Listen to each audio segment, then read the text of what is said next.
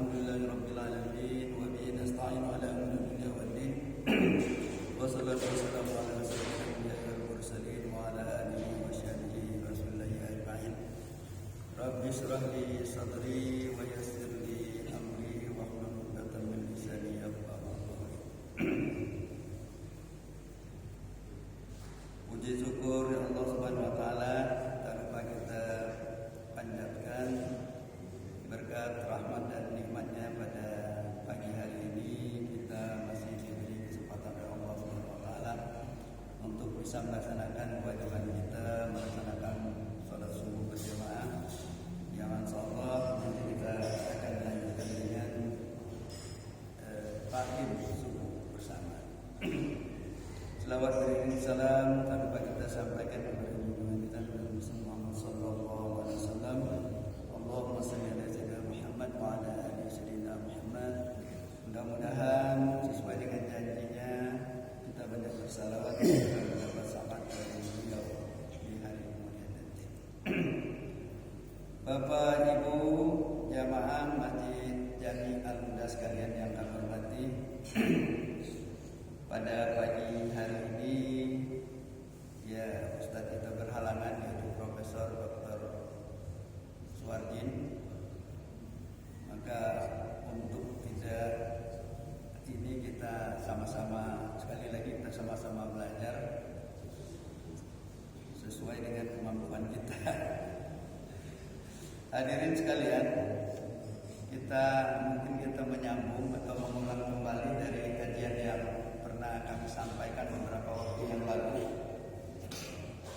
yaitu yang masalah 4 disiplin ilmu, yaitu ilmu syariat, tarikat, hakikat, dan ma'rifat. Ini sekali lagi wajib kita untuk belajar ilmu ini, ilmu syariat untuk memperbaiki tubuh kita atau ibadah kita, ilmu tarekat untuk memperbaiki hati kita, ilmu hakikat untuk memperbaiki nyawa kita, ilmu ma'rifat untuk rahasia kita kepada Allah Subhanahu wa taala. Itu kita wajib pelajari ini karena ini merupakan rukun daripada agama. Untuk itu amalan untuk ilmu tarekat ini ya supaya untuk badan kita, amalan untuk syariat untuk hati kita, amalan ma'rifat untuk nyawa kita atau ruh kita, dan ma'rifat itu untuk rahasia Allah kepada kita. Nah, untuk menyambung daripada masalah tersebut, kalau masalah syariat saya rasa sudah tidak masalah lagi, kita sudah banyak sekali kita belajar, dan ini yang paling utama. Kita coba menyambung yang berkaitan dengan masalah tarekat. Nah, masalah tarekat ini bukannya kami mengajarkan tarekatnya, tapi masalah hatinya. Masalah hati, apa kira-kira permasalahan hati ini? Yang berkaitan dengan hati ini sebenarnya ada 3 hal yang penting, dan ini sudah umum disampaikan oleh para ustadz dan ulama kita, yaitu berkaitan dengan tafalli, tahalli, dan tajalli. Jadi kalau secara sederhananya masalah tafalli, tahalli, dan tajalli ini ibarat handphone kita atau komputer kita. Pada saat komputer kita itu sudah ngadat, mungkin banyak virus, virus itu harus dibuang virusnya, di scan, sudah itu dimasukkan aplikasi baru. Setelah itu kita berselancar dengan aplikasi baru.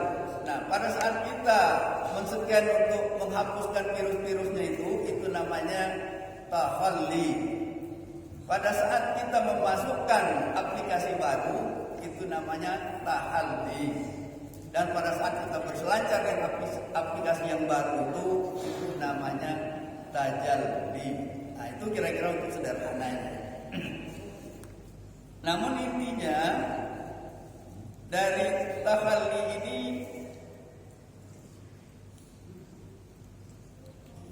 kita untuk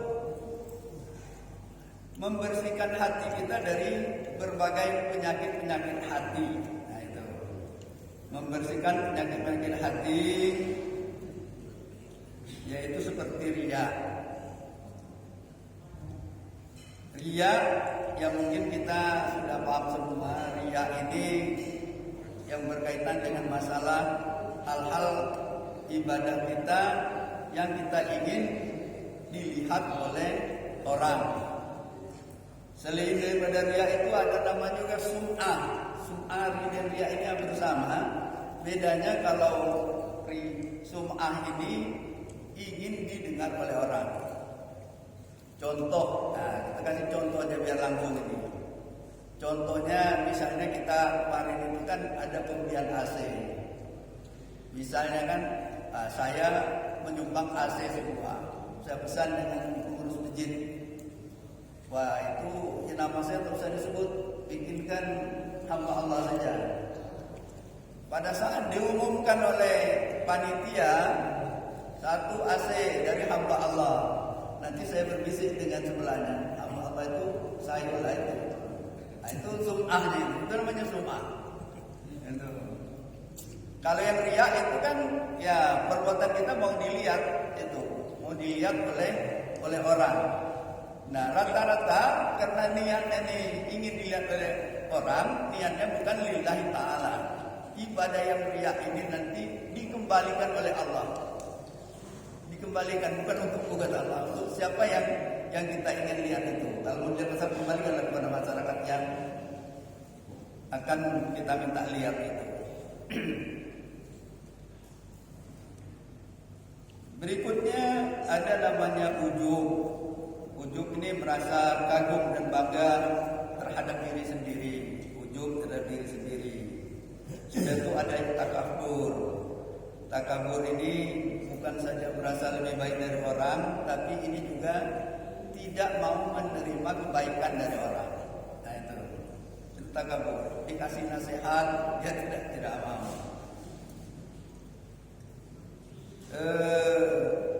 Sudah itu hasad, merasa tidak senang atas nikmat yang diperoleh oleh orang lain. Banyak itu perlu kikir, cinta dunia yang berlebihan, marah yang tidak terkendali atau amarah, dan sudah ada suzon.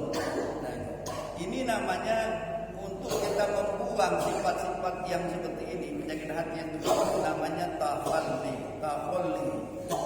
Itu kena ininya mirip ya, takhalli dengan tahalli. Kalau tahalli itu lawan daripada apa namanya tuh takhalli tadi. Jadi memasukkan sifat-sifat yang baik, seperti kalau riya tadi kita ganti dengan ikhlas, ujub kita ganti dengan tawadhu, takabur kita juga dengan tawadhu, hasad itu kita ganti dengan ghibtah atau kikir dengan dermawan, cinta dunia yang berlebihan kita ganti dengan namanya zuhud, dan termasuk suudzon kita ganti dengan husnuzon dan sebagainya. Nah, dengan kita bersihkan hati tersebut, kita masukkan dengan sifat-sifat yang baik tadi. Nah, kita berjalanlah dengan hati yang bersih tadi. Dengan hati yang bersih terilah nanti akan timbul namanya tajalli. Kalau kita ini kan cahaya Allah, terbuka cahaya Allah kepada kita. Bapak Ibu hadirin sekalian kami hormati, itulah kira-kira gambaran yang berkaitan dengan hati.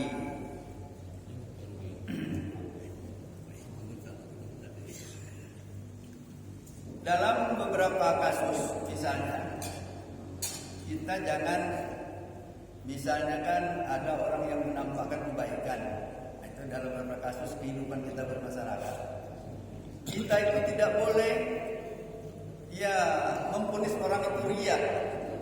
Ini penting ini. Misalnya orang ini ya menampakkan ibadahnya atau kebaikannya kan masyarakat.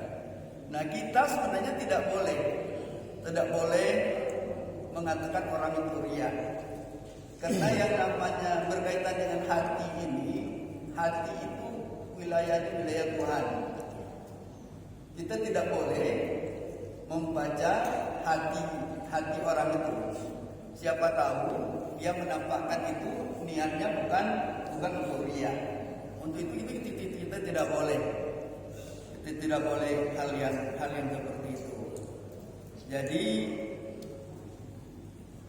kita tidak boleh menghukum hati seseorang itu. Atau ya itu hak-haknya Allah itu yang berkaitan dengan yang tahu isi hati kan. Kita kan hanya bisa menebak-nebak saja itu. Untuk itu kita tidak boleh berprasangka buruk terhadap seseorang itu. Orang yang berprasangka buruk, dia itu posisinya selalu salah. Posisinya selalu salah, walaupun prasangkanya itu benar. Paham tak kira-kira? Kalau kita berprasangka buruk dengan orang itu, kita itu sudah pasti salah. Selalu salah kita. Walaupun yang kita prasangkakan tadi itu benar. Itu kan, yang tahu kan hanya Allah itu. Tapi begitu juga sebaliknya, kalau kita berprasangka baik, kita itu selalu benar. Walaupun yang kita prasangkakan tadi salah. Ya. Paham tak kira-kira maksudnya itu?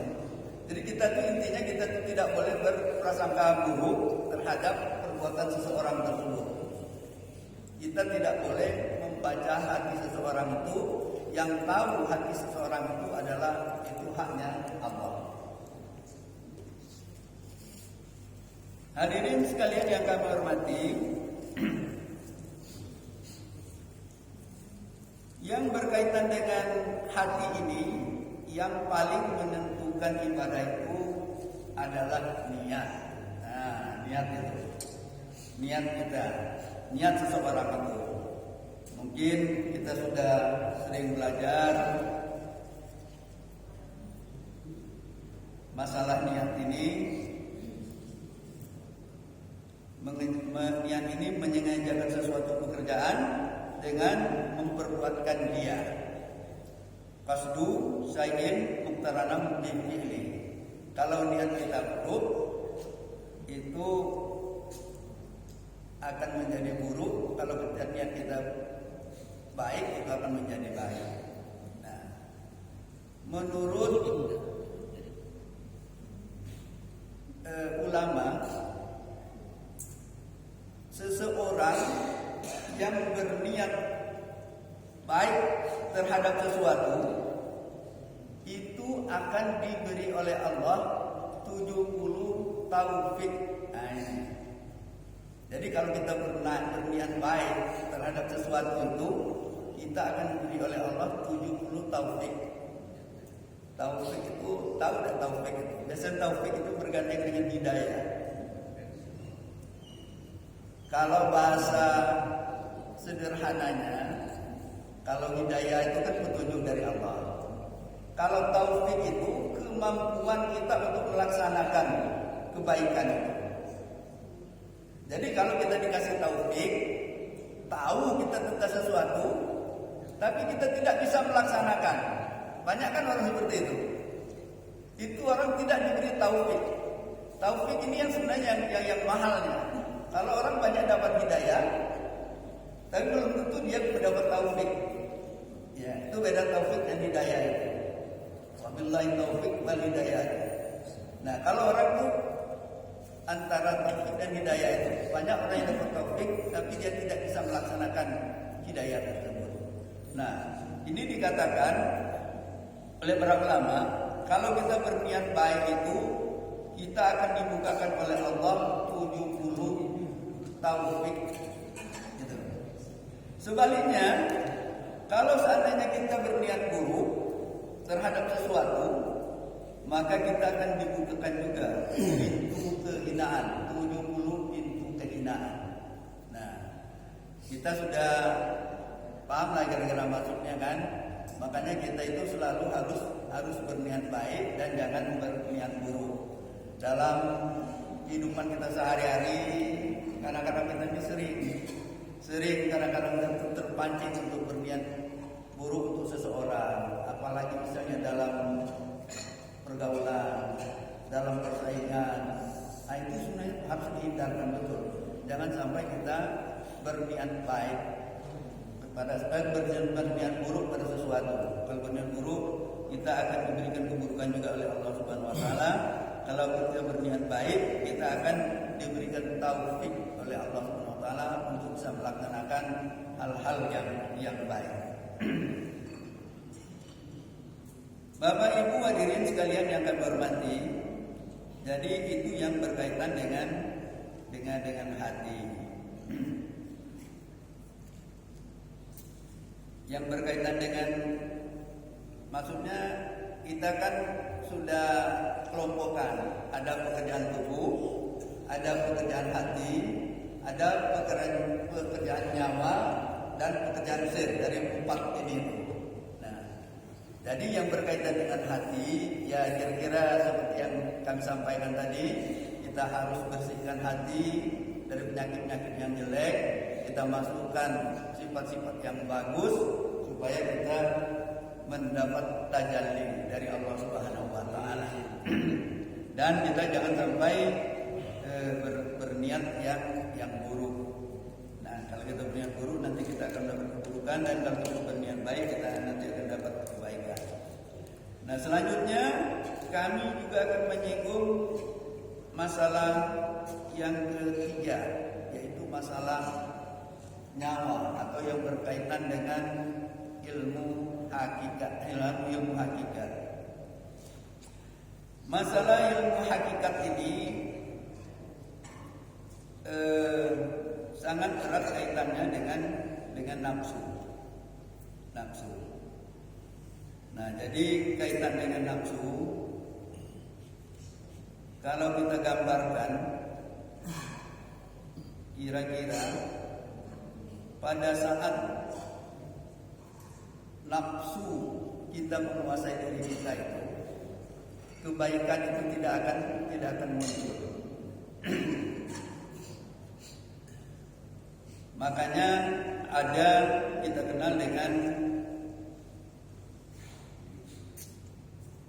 7 tingkatan nafsu. Nah, kita kenal dengan 7 tingkatan nafsu.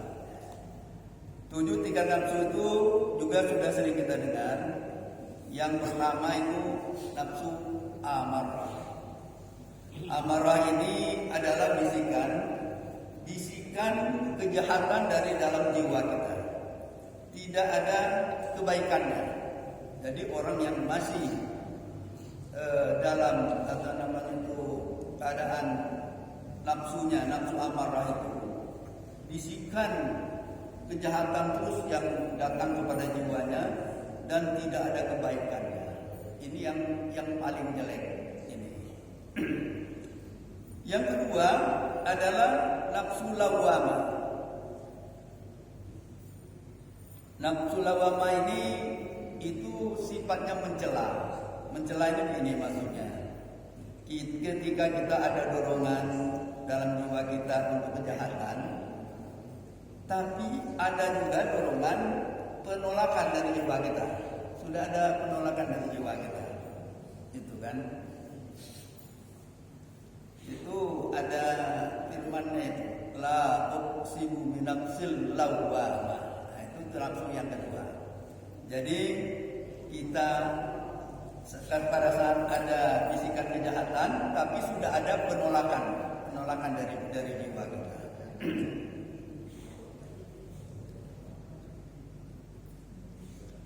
Yang ketiga adalah nafsul lawwamah. Fa'alhamaha fujuraha wa taqwaha. Jadi nafsu ini nafsu mulhama ini nafsu yang sudah mendapat bimbingan dari Allah Subhanahu wa taala.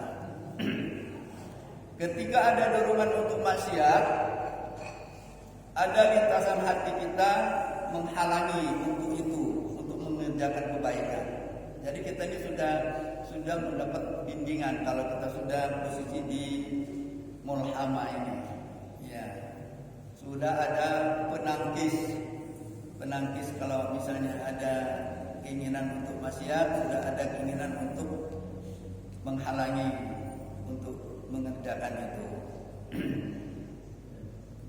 Dan nafsu ini sudah mengajak kepada ketakwaan. Nah, sudah agak lebih baik dari yang dua tadi, antara amarah dan lawwamah. Jadi mulhama ini sudah ada bimbingan dari Allah Subhanahu wa taala. Sedangkan yang keempat adalah nafsu mutmainnah. Ini sudah sangat kita kenal biasanya dan ayatnya sering dibaca, sering kita dengar. Ya ayyatuhan nafsul mutmainnah irji'i ila rabbiki radiyatan mardiyah fadkhuli fi ibadi wadkhuli jannati. Nah, ini posisi yang sudah mungkin kalau kita istilahkan ini posisi aman lah ini ya. Sudah tenang, tidak ada lagi bisikan kejahatan, pertentangan antara kebaikan dan kejahatan sudah tidak ada lagi, hanya tenang dalam kebaikan. Saudaraku hadirin sekalian yang kami hormati, menurut Syekh Abdul Qadir bin Musa Al-Jalani, dalam nafsu itu ada bisikan-bisikan. Nah ini. Yang pertama itu bisikan syaitan. Ya.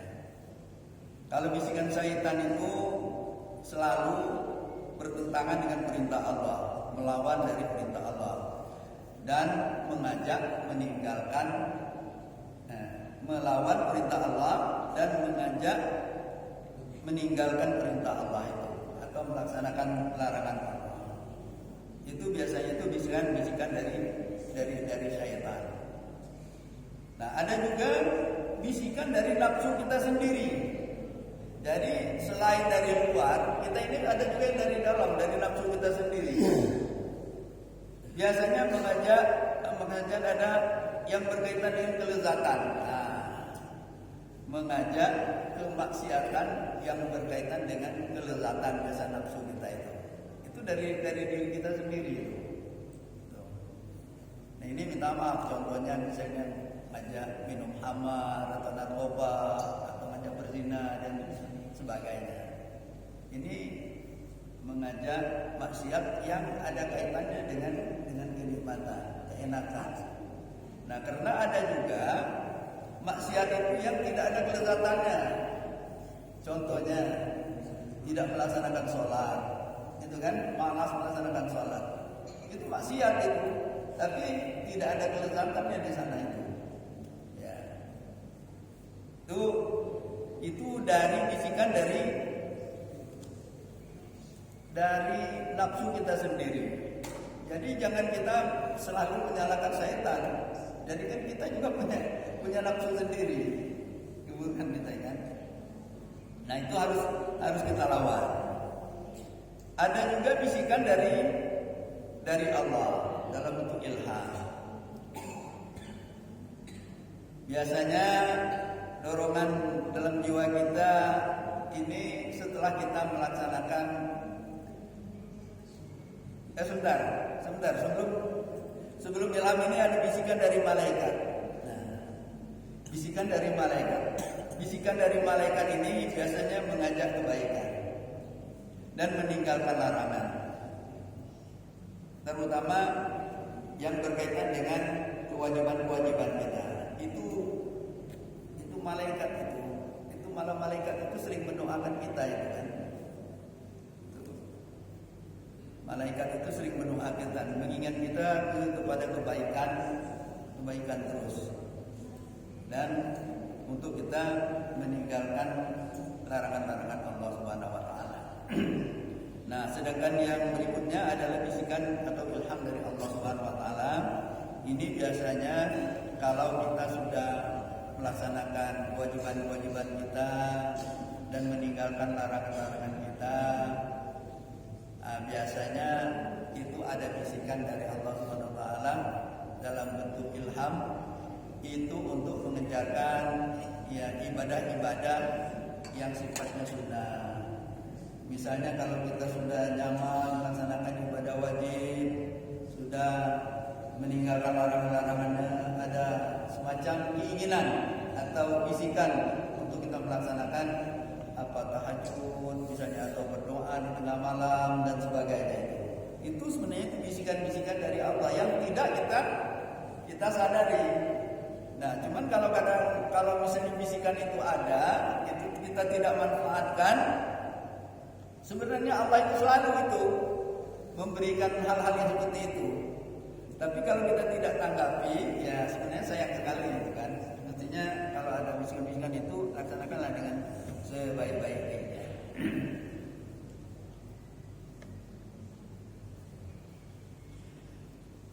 Kita lanjutkan, tadi baru 4 ya, dari amarah,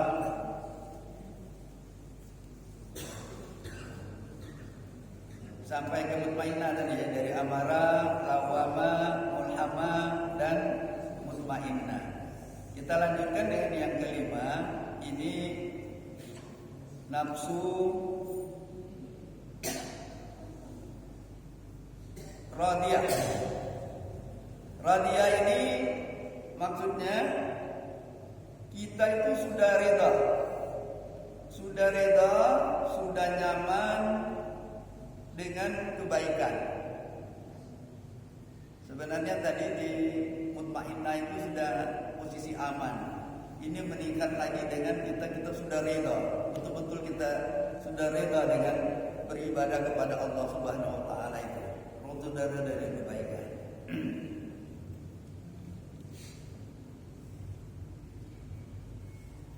Nafsu ini hanya senang kepada kebaikan, tidak ada lagi itu masalah keburukan-keburukan itu.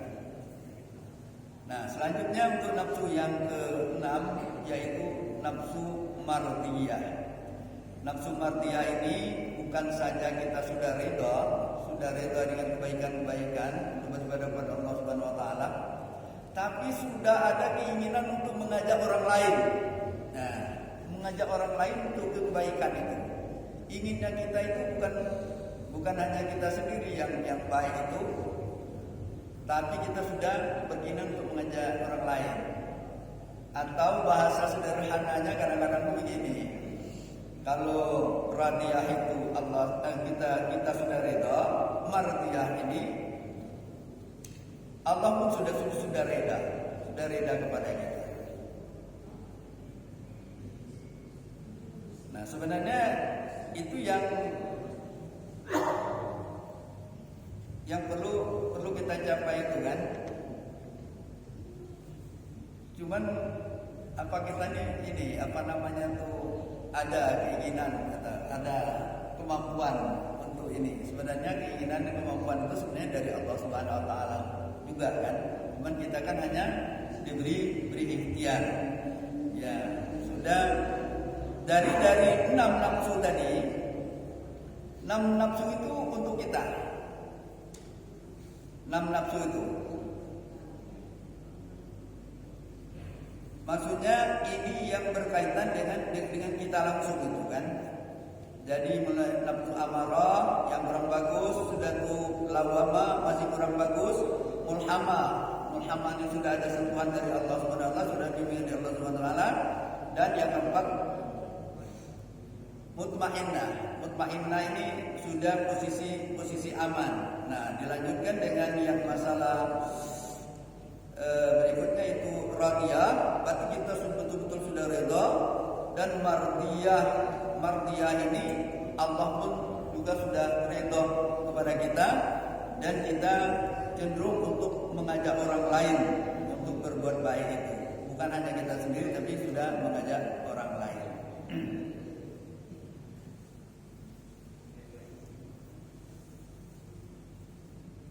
Jadi dia ini bukan hanya soleh, ya, bukan hanya soleh istilahnya kan. Kalau istilahnya di sini kan kalau kita sendiri itu namanya soleh, itu kebaikan individu kita. Tapi kita sudah tergolong orang yang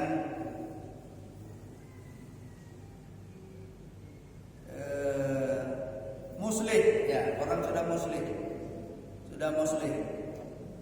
menginginkan orang lain untuk berbuat baik. Bapak Ibu hadirin sekalian yang kami hormati,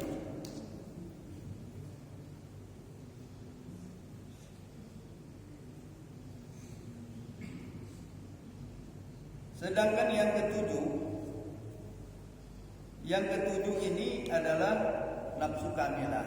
Nafsu kamilah ini tadi saya sampaikan bahwa yang 6 itu untuk kita.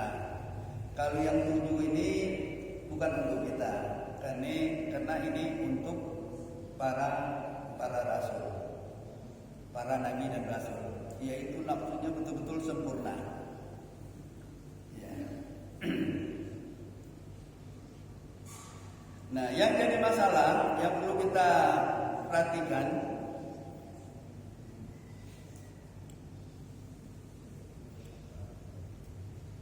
seandainya kita meninggal dalam posisi nafsu kita masih amarah, jadi nafsu kita ini yang menarik kita ke neraka. Ini yang masalahnya. Pada saat kalau seandainya kita meninggal, posisi nafsu kita masih nafsu amarah, nafsu kita yang menarik kita ke neraka. Tapi begitu juga sebaliknya, kalau kita sudah meninggal di nafsu mutmainnah, nafsu kita yang juga menarik kita ke surga. Nah, itu yang ini, itu saya katakan tadi, ya, mutmainnah itu posisi aman dan sudah dijanjikan oleh Allah Subhanahu wa taala di akhir surat Al-Fajr itu. Seperti yang kita sampaikan tadi. Nah, berikutnya kami sampaikan juga masalah statistik keimanan. Statistik keimanan. Yang pertama itu imannya para rasul, ya, para nabi dan rasul. Kalau imannya para nabi dan rasul itu selalu naik dan tidak pernah tidak turun. Jadi para rasul itu imannya naik terus naik. Walaupun diberi ujian, imannya tetap naik. Itu kalau para nabi dan rasul. Nah, itu menandakan bahwa nafsunya itu betul-betul nafsunya sudah nafsu kamilah, nafsu yang sempurna.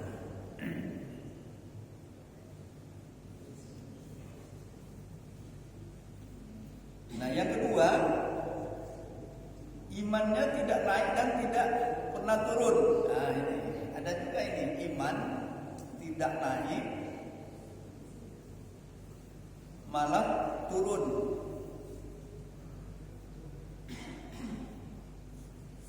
Nah, bukan. Yang kedua ini imannya kadang naik, kadang turun. Imannya tidak naik dan tidak pernah, imannya tidak naik dan tidak pernah turun. Itu imannya malaikat. Oh, ini imannya malaikat. Iman malaikat itu statis, tidak naik, tidak turun. Malaikat ini. Kenapa ini malaikat ini tidak diberi nafsu? Nah, ini. Jadi malaikat itu statis ininya, imannya tidak naik dan tidak turun. Itu imannya malaikat ini.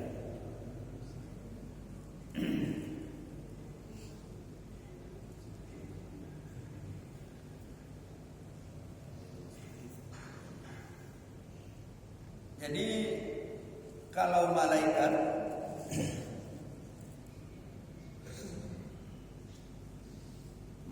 itu akalnya dikasih, tapi dia tidak diberi syahwat. Jadi malaikat itu tidak makan, tidak minum, dan tidak nikah. Nah, berbeda dengan hewan. Kalau hewan dikasih syahwat, tapi tidak diberi akal. Nah, itu. Jadi saya ulangi, malaikat itu dikasih akal, tapi tidak diberi syahwat atau tidak diberi nafsu. Ya, jadi tidak makan, dia tidak ada minum, hal lain itu. Nah, beda dengan hewan. Kalau hewan itu dikasih syahwat, tapi tidak dikasih akal. Itu. Nah, sedangkan manusia ini dikasih semua. Akal dikasih, syahwat dikasih. Nah, itu makanya pada saat barang siapa yang akalnya mengalahkan syahwatnya, maka dia lebih mulia daripada malaikat. Jadi kalau seseorang itu akalnya mengalahkan syahwatnya, maka dia lebih mulia daripada malaikat. Tapi sebaliknya, kalau manusia itu syahwatnya mengalahkan akalnya, maka dia lebih hina dari hewan. Ya.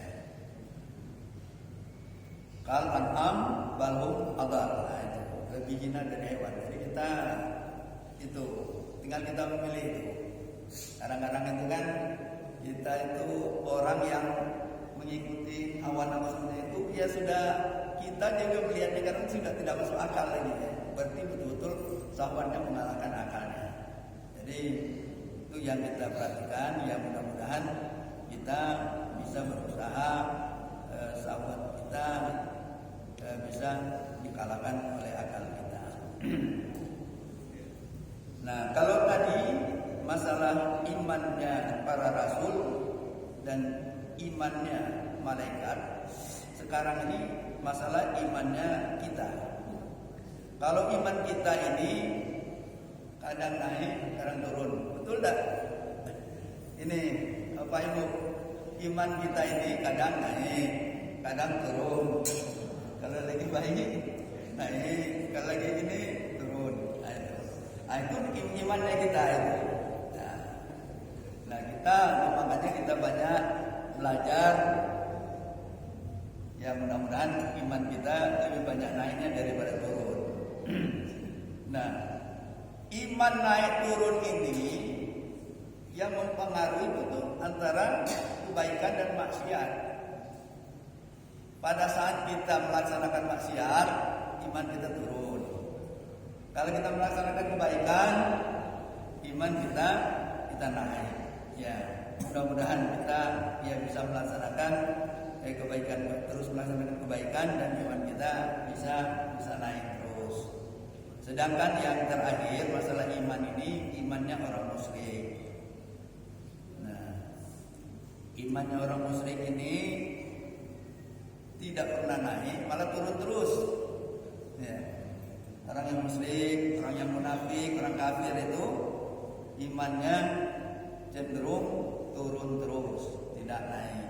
Ya, masih mending lah, insya Allah kita diberi Allah iman kita naik turun, mudah-mudahan lebih banyak naiknya daripada turunnya, daripada yang turun terus itu.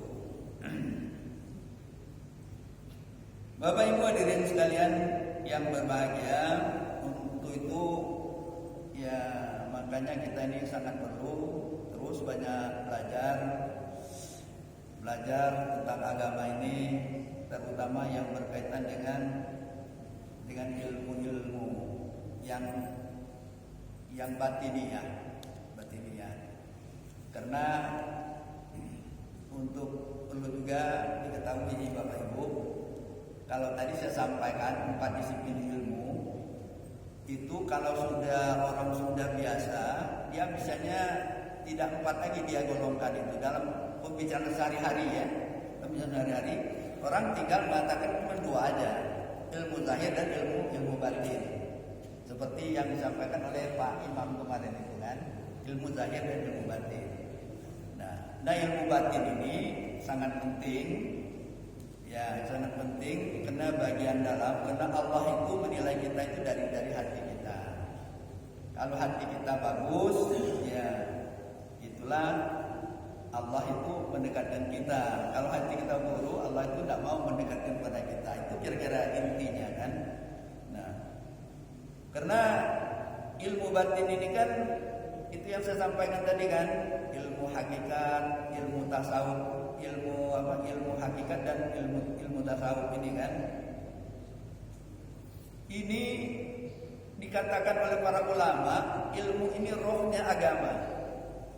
Rohnya agama.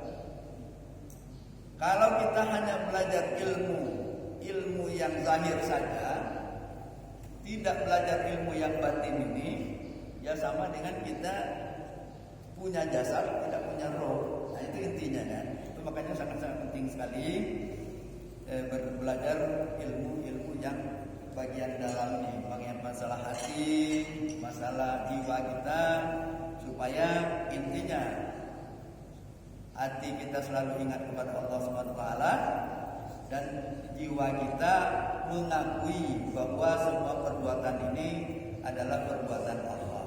Itu intinya. Ya. Jangan sampai nanti kita ini sejalan biasanya. Kalau hati bagus, biasanya nafsu kita juga bagus. Nafsu kita bagus. Itu intinya. Dia seiring sejalan gitu kan. Itu makanya dikatakannya karena Allah itu suci, dia tidak mungkin akan menerima yang tidak suci. Nah, kalau kita suci, Allah itu mendekat kepada Allah Subhanahu. Kalau kita ingat kepada Allah, Allah juga ingat kepada kita. Kan sering dikatakan, ya kita mendekat ke Allah sejengkal, Allah mendekat ke kita satu hesta. Kita berjalan kepada Allah, Allah berlari mengejar kita.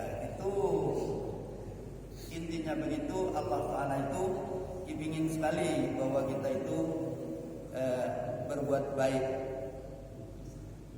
kepadanya. Hadirin sekalian yang kami hormati, kami rasa ini saja yang bisa kami sampaikan. Mudah-mudahan ada manfaatnya. Atas segala kekurangannya, saya menyampaikan permohonan yang sebesar-besarnya. Kita tutup dengan Allahu a'lam bishawab. Assalamualaikum warahmatullahi wabarakatuh.